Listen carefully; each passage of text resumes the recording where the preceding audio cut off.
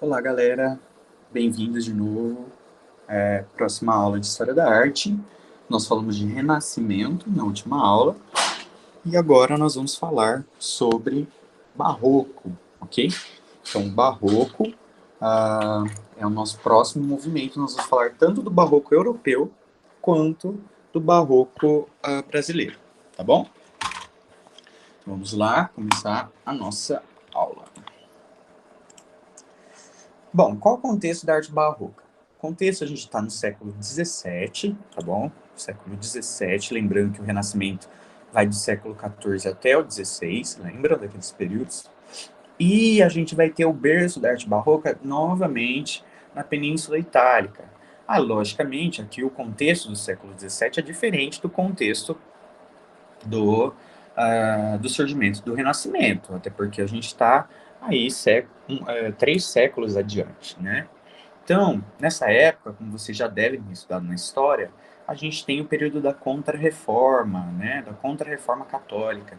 Então, depois do Martim Lutero ter feito a sua tese de reforma da Igreja, né, e criada a Igreja Luterana, e assim os movimentos diferentes do catolicismo tenham surgido e se espalhado pela Europa, a gente vai ter, então, o desenvolvimento da Contra-Reforma, que é um movimento católico, para justamente se opor a esses outros movimentos, né, contrários à Igreja Católica Apostólica Romana, e para tentar, então, promover algumas mudanças no interior da igreja para que os adeptos do catolicismo não diminuíssem, certo? Então a gente vai da Península Itálica Contra-Reformista, a arte barroca vai atingir toda a Europa, inclusive o Brasil depois, tá? Então, na Europa, a gente vai ter o barroco holandês, né, Flandres, o francês e, sobretudo, o espanhol, beleza? O precursor da arte barroca a gente chama de maneirismo, tá? O maneirismo não é um movimento artístico unido, que é uma forma da gente agrupar certas características, tá? Dentro de algo maior, categorizar. É o que nós humanos fazemos de melhor, né? Então, o maneirismo nada mais é do que a junção dessas duas características aqui. A distorção do ideal de belo, lembra do ideal de belo buscado pelos renascentistas? Então, todo aquele ideal de proporção, simetria, equilíbrio, a gente vai ter a distorção disso aqui. E o deslocamento da perspectiva linear. Deslocamento por quê? Normalmente, o ponto de fuga ele é encontrado no Renascimento lá no centro da tela, né? No centro da tela, normalmente, tá? E dele parte as linhas que vão fazer a perspectiva do quadro, ok? Agora, a gente vai ter uma mudança, né? Na arte barroca, a gente tem uma mudança. A gente tem essa perspectiva linear sendo deslocada, tá? Muitas vezes para o canto da tela, e isso vai fazer com que os elementos importantes do quadro fiquem concentrados não mais no centro da tela, como era na arte da Renascença. Então, olha só, isso aí, gente, é uma pintura do Michelangelo, tá? É uma pintura do Michelangelo, chama o Juízo Final. Também está no teto da Capela Sistina, lá no Vaticano. Então, olha só que interessante. O que eu trouxe para vocês aqui. O Michelangelo, no final ali da sua carreira, ele já tem características maneiristas, né? Como a distorção do ideal de belo. Olha que exagerado que é essa anatomia. Ela não é idealista e realista, tá? Ela é exagerada. Outra coisa interessante que a gente vai observar no Barroco também. Tudo bem que aqui a gente tem o mais importante no centro, certo? Mas no Renascimento, o que eu falava para vocês? Riqueza de detalhes, riqueza de detalhes. Sim, só que aqui é tão rico em detalhes, é tanta gente, é tanta coisa acontecendo, que a gente já fala em excesso, tá? E o barroco nada mais é do que a arte dos excessos, tá? Então, a arte barroca, a gente já falou, né, do contexto. Características gerais, então exagero e excesso, a gente vai ter um exagero na riqueza de detalhes, a emoção sempre muito maior que a razão, não a emoção do artista, tá? A emoção temática, a emoção ah, da técnica também. A emoção temática, ela leva, ou ela é levada, então ela tem uma ligação intrínseca com a emoção na técnica, tá? A gente tem essa relação intrínseca aqui. Tanto a emoção temática leva a uma emoção na técnica, quanto ao contrário. E na técnica, a gente faz da emoção por meio de iluminação no barroco. Por exemplo, os expressionistas lá na frente, que a gente já conversou sobre, ou mesmo o Van Gogh, que é um pós-impressionista, eles fazem o quê? Eles colocam emoção por meio do traçado, né? Fazem uma pintura com uma pincelada tosca, forte, né? Dependendo da emoção.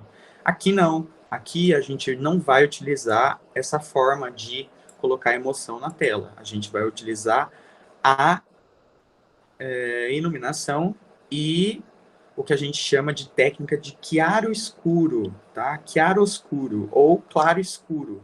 Essa técnica é justamente de opor uma parte iluminada com uma parte bastante escura. Então, opor luz e escuro. Chiaro-escuro, claro-escuro. Não tem como errar. A gente vai ter linhas bastante arredondadas que fazem parte de um movimento artístico chamado rococó. Então, a arte barroca ela vai utilizar dessa característica das linhas arredondadas do rococó, que foi instituído na França no século XVIII, tá? A gente até tem, eu trouxe até uma imagem aqui para vocês, ó. Esse aqui, essa obra chama O Balanço, do Fragonard, tá? Então, toda esse arredondado de linhas, né? A gente chama de rococó, tá bom?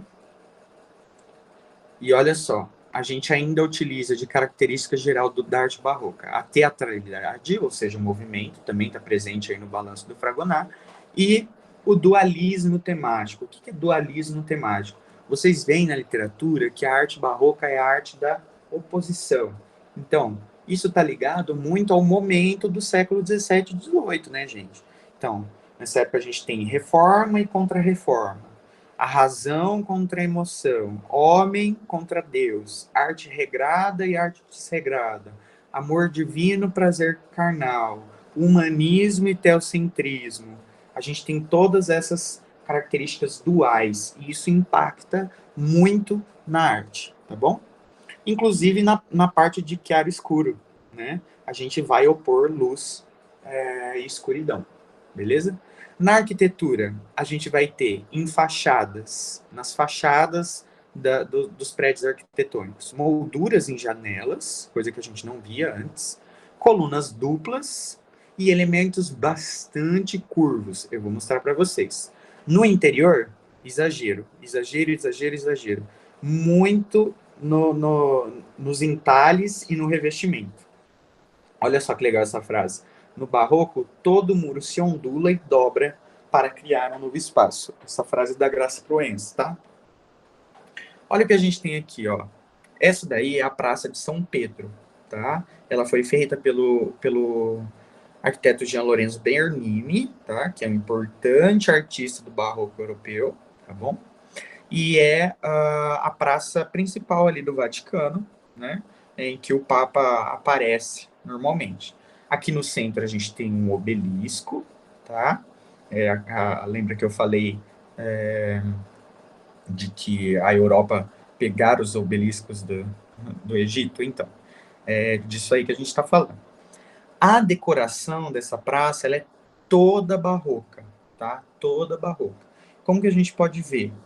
A gente pode ver porque a praça, primeira coisa, ela tem a característica de uma basílica. Ela tem uma nave central e um próprio transepto aqui, tá?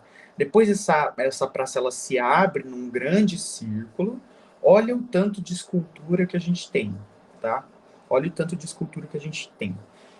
Na verdade, não é um círculo, né? Que aqui parece um círculo, mas é uma elipse, tá? É uma elipse. E por que que o Jean Lourenço Bernini decidiu fazer na forma de uma elipse essa praça? Justamente porque é a sensação de abraço. A Igreja Católica chama os seus fiéis e abraça eles, tá certo? Acolhe eles. Então, a gente tem aí uma praça que tem capacidade para 350 mil pessoas, tá? Isso é uma temática muito barroca. Ó como fica fácil de ver aqui. Então, aqui a gente tem a Basílica de São Pedro, tá? Ó, coluna dupla aqui, ó. Coluna dupla, estão vendo? A decoração aqui de dentro da praça e as esculturas acima da praça é tudo barroco, tá? A gente está vendo a arquitetura por enquanto.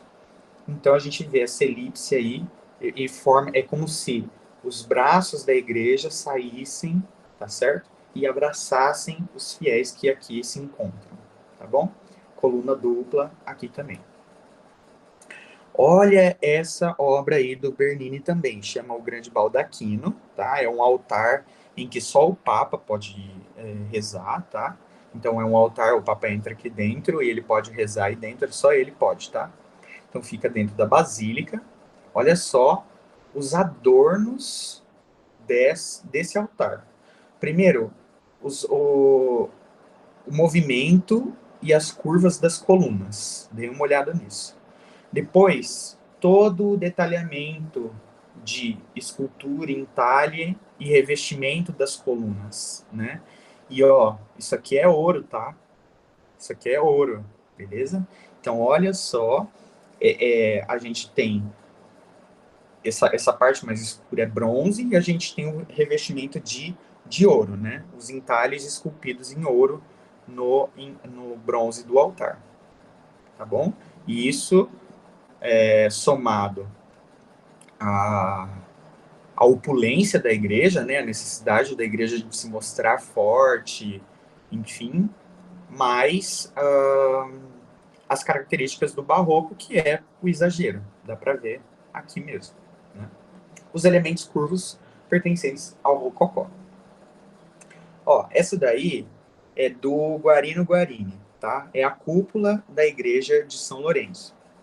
Aí eu trouxe uma cúpula para vocês, porque a gente está vendo desde a arte romana algumas cúpulas, né? A gente viu o desenvolvimento na arte romana de uma cúpula, na Idade Média de outra, no Renascimento a gente viu outra cúpula e aqui a gente vai ver uma também.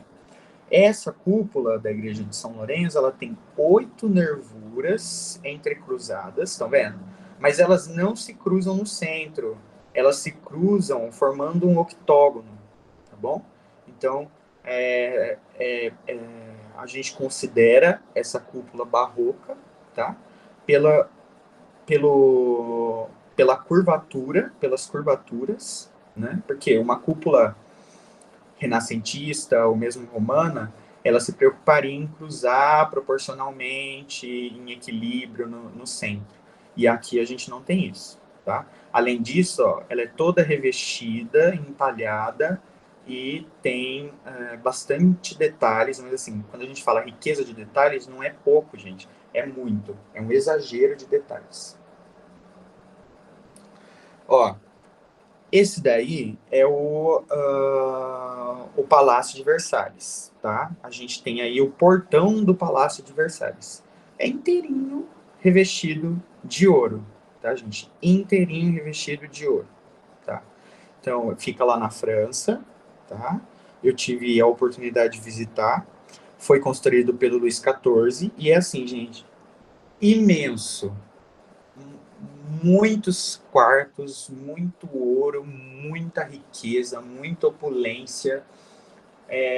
O barroco a gente vê como arte expressiva do absolutismo. E o absolutismo francês, ele foi muito forte. Ele foi muito forte.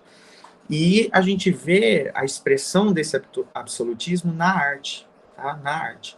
Então, esse é o Palácio de Versalhes. Vamos ver. Aqui, ó, é ele também. Gente, é muita coisa para andar, não tem como visitar tudo no mesmo dia, beleza? E os jardins são imensos, imensos, tá? Esse aqui é o palácio e esses os jardins. O terreno é gigantesco. Então, ó, Aqui fica a entrada do palácio. O portão que a gente viu tá aqui, ó. Ó o meu apontador aqui. Tá aqui. Quando você entra e visita o palácio, depois você pode sair e visitar todo o jardim a pé.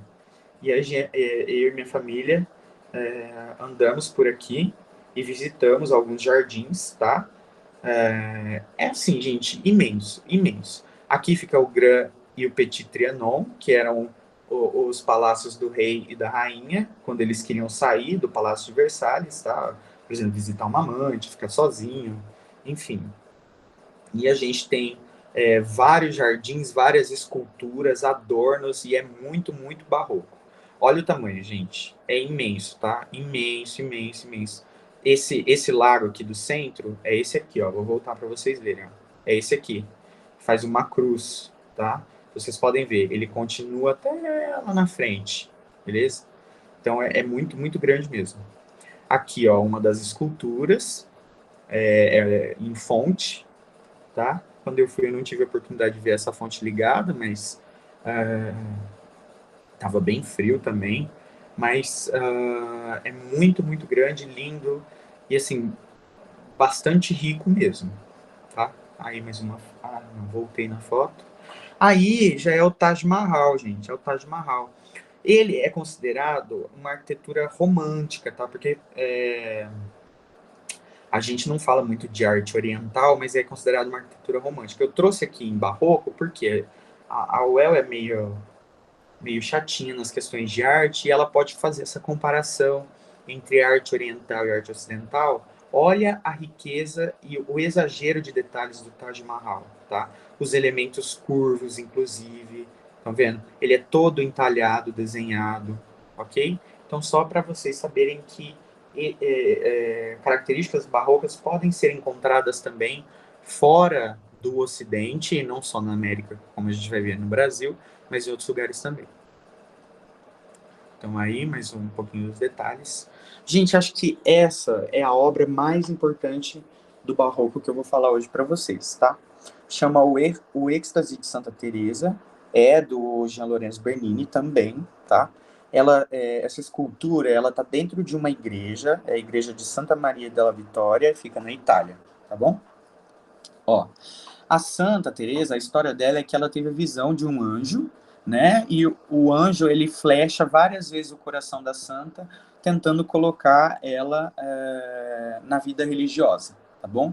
Então aí a gente tem o anjinho com a flecha e a Santa Teresa aqui, ok? Essa parte aqui faz parte da escultura também, tá? Então, a primeira coisa que eu tenho que falar para vocês é que é uma escultura de mármore. Eu não preciso falar de riqueza de detalhes, porque vocês estão vendo aí, tá certo? Vocês estão vendo essa riqueza de detalhes. Ah, mas tinha isso no Renascimento. O que é diferente? Gente, olha a movimentação, a teatralidade feita por essa movimentação no vestido e no anjinho também, tá? Onde está mais teatralidade? Na iluminação da obra, gente. O Bernini escolheu um lugar da igreja que fosse altamente iluminado, ó, luz apagada, luz acesa, ou noite e dia. Então, ele escolheu a iluminação como um adorno, como pertencente da obra. E faz diferença para a obra. A obra se completa com a iluminação do mármore. Isso dá muita dramaticidade para a obra. Logicamente, a gente tem um exagero de sentimentalismo.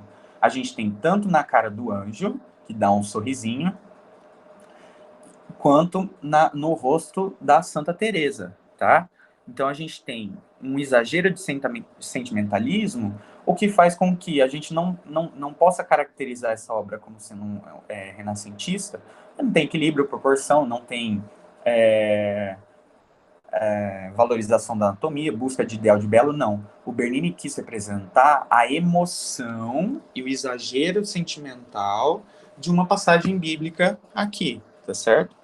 Então, a gente tem várias dicotomias nesse exagero da Santa Teresa. Como vocês podem olhar para o rosto dela, a gente não sabe se ela está chorando, se é um rosto de prazer, se é um rosto de dor, tá certo? Olha só.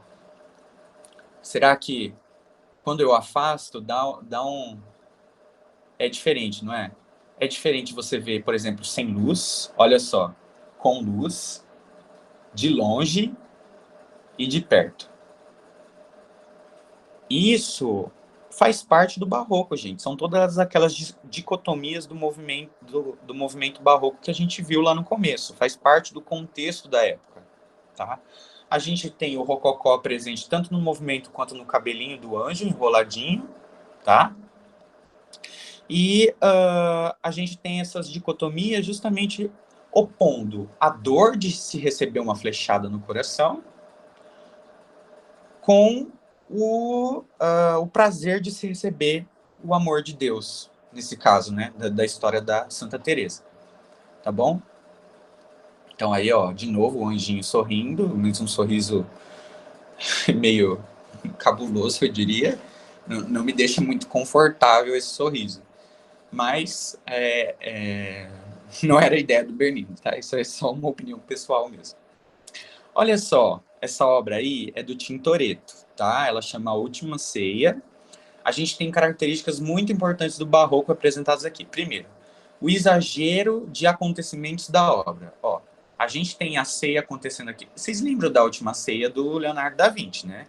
Era uma mesa no centro, bastante iluminada pelas janelas atrás. A gente tinha Jesus ao centro, partindo o pão, e os discípulos, e ponto. Aqui, a gente tem uma Última Ceia bastante mais realista, vamos dizer assim, né? A gente tem esse contraponto entre o que é divino, que é a representação divina de uma passagem bíblica, com o Cristo, os discípulos, esses anjos aqui, ó, que são vistos pela luz, né, que saem da luz, né? Toda essa aura divina presente, em contraponto, gente, com o humanismo, né? É o Cristo, homem, aparentemente num bar, numa enfim, não dá para saber o que é uma mercearia, talvez, mas a gente tem pessoas comuns aqui, ó. Gente pegando coisa, a gente tem um gatinho aqui, um cachorro olhando o gatinho, pessoas fazendo coisa, comprando coisas, comendo coisas. Então a gente tem esse contraponto entre o que é divino e o que é humano, tá?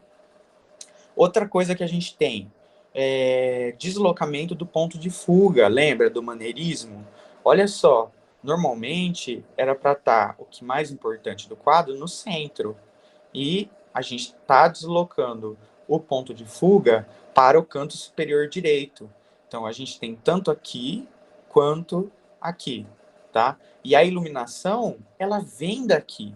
Vocês estão vendo? Ela vem daqui e está iluminando o que é mais importante de costas, né? Então, olha que interessante os contrapontos que o barroco traz e como é diferente da, da arte renascentista, tá bom? Ó, essas duas obras aqui chama a Conversão de São Paulo 1 e a Conversão de São Paulo 2, tá? Então, as duas foram feitas pelo Caravaggio, só que elas foram encomendadas por eu não lembro se foi um padre ou pelo próprio Papa, tá? Da época, mas, enfim, esse senhor da igreja, ele falou, eu quero uma obra da Conversão de São Paulo. Aí o Caravaggio foi lá e fez isso daqui. Quando ele viu, ele falou assim, não gostei, eu quero menos barroco. E aí o Caravaggio fez aqui. Então, olha só, gente. Então, olha que interessante comparar as duas conversões. É o mesmo tema, as duas são barroco. Mas olha só como essa daqui tem muito mais coisa acontecendo quanto essa daqui, né? Então aqui, ó, a gente tem já o São Paulo deitado, né? Ele era um cavaleiro não, um cara do exército romano, e ele foi convertido, né? Ele cai do cavalo porque ele tem uma visão de um anjo e ele é convertido, e por isso que ele cai com as mãos nos olhos, assim, e por isso que a farda e as peças da roupa do exército romano estão sendo representadas aqui, tá? O interessante, olha como esse cavalo tá, gente. Olha como esse cavalo tá, todo contorcido em S aqui, tá? Todo contorcido em S, beleza? Aqui o São Paulo já está sendo representado mais velho, como vocês podem ver, ó, tá mais velho, o que dá menos credibilidade à imagem, né? Isso a gente sabe, os idosos são minoria até hoje, inclusive no Brasil, e nessa época não é diferente, tá? Então, a gente tem aqui, e aqui já é uma coisa mais idealizada, né? Aqui já é uma coisa mais idealizada, menos dramática, mais iluminada, sem muito claro escuro, mas dá para ver a luz que vem aqui, ó, do divino. Gente, olha a calma que esse cavalo tá parecendo mais um cavalo neoclássico, né, lá do século XVIII, XIX, do que um cavalo barroco, que até, inclusive, expressa sentimentos, né? Olha o rosto desse cavalo aqui, né? Olha o rosto desse cavalo aqui. Aqui a gente tem já um São Paulo bem mais jovem, vestido a farda do Império Romano, né, ainda. Mas a gente ainda tem teatralidade, tem iluminação, tem chiaro escuro. As duas são barrocas. Eu queria mostrar que essa daqui é mais. Aqui todo mundo conhece essa obra, é A Dúvida de São Tomé, também é do Caravaggio, tá? E eu trouxe ela justamente para colocar o chiaro escuro, né? Então a gente está vendo a luz, ela vem daqui. Vocês podem ver que o Cristo, que é o elemento principal da obra, ele não está no centro, ele está no canto inferior esquerdo, vai até o superior também. E aqui o São Tomé colocando o dedo numa das chagas de Jesus depois de ressuscitado, que é a dúvida, né? A dúvida do discípulo São Tomé. Ok? Então eu queria mostrar só, ó o que está iluminado e olha o que está escuro. Esse contraponto a gente chama de chiaro escuro. Olha, esse daqui é a Judite decapitando o Holofernes, tá? Já é uma coisa mais mitológica, tá? E essa daqui é a do Caravaggio, ok? Essa daqui é a do Caravaggio. O que eu quero mostrar para vocês, além das técnicas de barroco, então, teatralidade, excesso de emoção, excesso de sentimentalismo, pode ver, cada personagem representa um sentimento, uma emoção. A gente tem o chiaro escuro, a gente tem um drama e uma teatralidade aqui nessa cena, que é brusca, que é de um assassinato, tá? E essa daqui, ó, essa obra aqui, é também a Judite decapitando Holofernes, só que da Artemisia Gentileschi, tá? A Artemisia Gentileschi foi uma artista barroca e a gente costuma esquecer dela porque é uma artista mulher, né? Infelizmente, a gente tem isso na história da arte. A gente costuma valorizar os artistas que são homens e europeus e a gente esquece das artistas, né? Então, a Artemisia Gentileschi é uma grande artista barroca e ela fez, ó, o Judite decapitando Holofernes. É um pouco diferente do Caravaggio. Mas olha só esse texto da professora Sandra Arcuri. Inclusive, já coloquei o Instagram dela para vocês, gente, conheçam, é muito bom. Ó, ela tá falando da Artemisia, tá? Órfã de mãe aos 12, criou-se pintando no estúdio do pai, onde aos 17 anos foi estuprada por Agostino Tassi. Então a Artemisia ela foi estuprada. Segue o depoimento que ela deu aos 18 anos. Trancou o quarto à chave e depois me jogou sobre a cama, imobilizando-me com uma mão sobre o meu peito e colocando dos joelhos entre as minhas coxas para que eu não pudesse fechá-las. E levantou minhas roupas, algo que lhe deu muito trabalho. Pôs um pano em minha boca para que não gritasse. Eu arranhei seu rosto e arranquei seus cabelos. Mas o que me dói, aí a professora Sandra Arcuri falando de novo, o que me dói é que a violação é permanente, né? Primeiro, Tassi teve apenas a alternativa de exílio, só. Depois, ora suas obras eram rejeitadas por ser mulher, ou seja, Artemisia era rejeitada por ser mulher, ora seu pai assumia as autorias dela. Olha que triste, ela foi estuprada, ela ainda foi culpada socialmente pelo seu estupro, né? Coisa que acontece hoje em dia, gente. Será que acontece? E, lamentavelmente, alguns veem seu trabalho exclusivamente sob a insígnia de uma vingança autobiográfica, mesmo sendo a primeira mulher na Academia de Belas Artes de Florença. Então, olha que interessante, ela foi a primeira mulher na Academia de Belas Artes de Florença. E a insígnia de uma vingança autobiográfica é que as más línguas dizem que ela copiou o trabalho do Caravaggio. Ah, gente. Mas não, é uma releitura do mesmo mito, tá? E essa infeliz vingança autobiográfica que dizem ter acontecido, na verdade é só machismo institucional dentro das artes, tá bom? Olha, aqui a gente tem tanto... esse aqui é o Rubens, tá? O Rubens é um pintor flamenco, tá? Lá de Flandres, na época. Aqui a gente tem a queda dos condenados, tá? Então, os condenados indo para o inferno aqui embaixo. Olha o contraste de luz e escuridão, né? Céu, inferno. A riqueza de detalhes que chega a ser exagerada, né? E a dramaticidade, teatralidade, cor, movimento dessa obra aqui. E essa daqui é dele também, Saturno Devorando Seu Filho. Essa eu trouxe porque é uma obra que eu gosto, não sei porquê, mas aprecio essa obra aqui. Então a gente tem o Saturno, né, devorando o seu filho, a mitologia grega, né? Só que assim, não é o jeito renascentista de retomar a mitologia. Olha a teatralidade desse rostinho dessa criança sendo morta. Dá uma olhada nisso aqui. É de desespero total, né? Ou própria morte mesmo. E sem nenhuma busca de ideal de beleza, tá?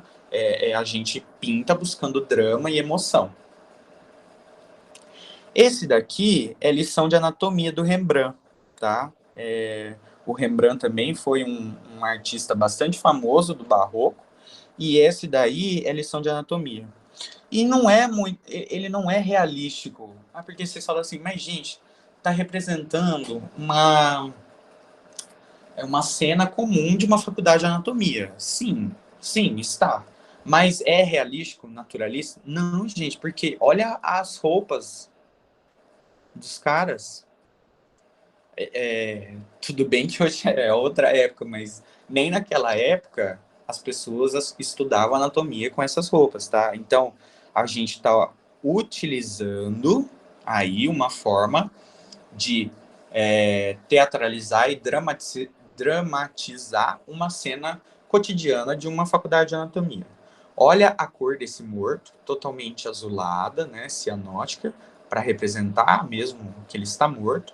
Aqui o estudo anatômico do braço, aqui o professor e os próprios estudantes, né? Então, lição de anatomia, ok?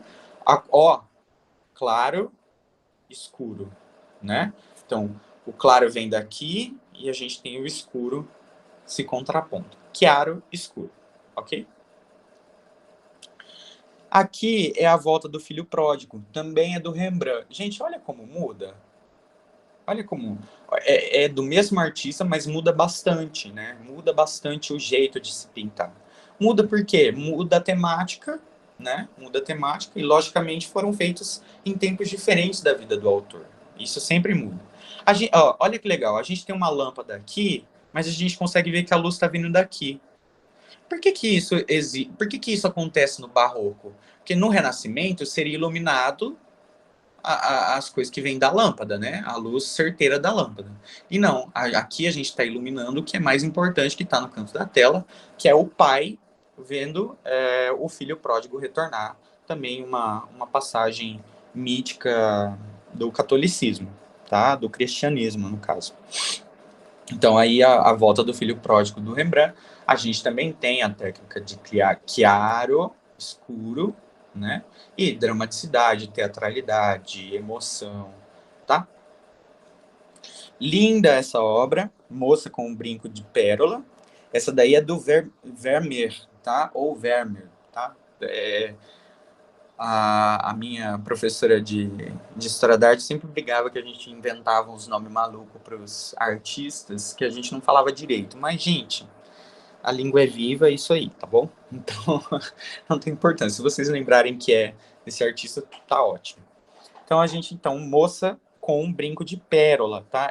Essa obra aqui, gente, é considerada a Mona Lisa holandesa, tá? O Vermeer é um pintor holandês e essa daqui é a obra-prima da Holanda, tá? É muito, muito, muito importante. Então, toda a luz sendo captada no rosto da moça, a técnica de chiaro escuro, ó, a gente vê essa passagem da técnica bem aqui no rosto e segue aqui na roupa dela, então o claro vindo de cá, o escuro daqui, né?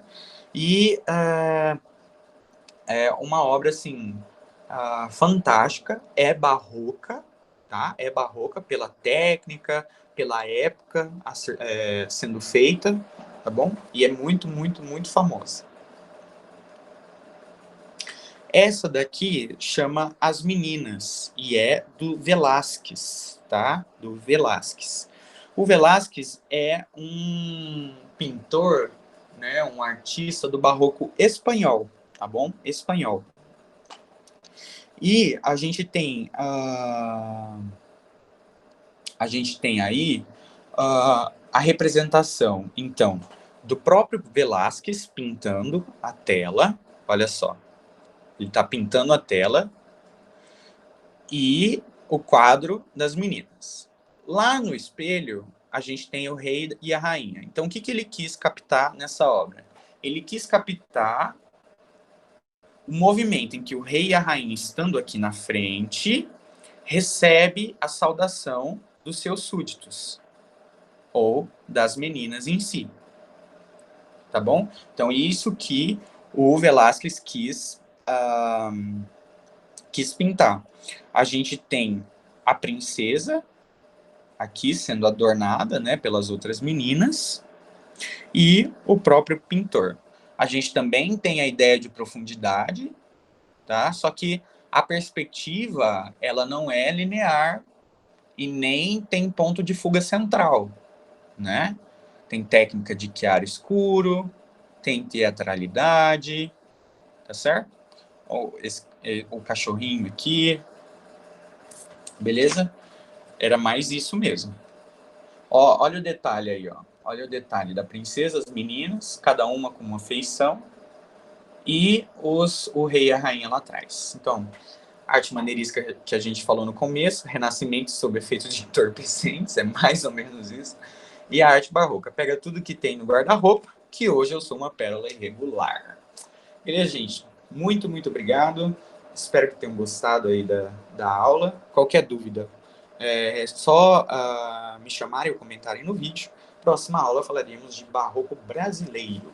Um abraço.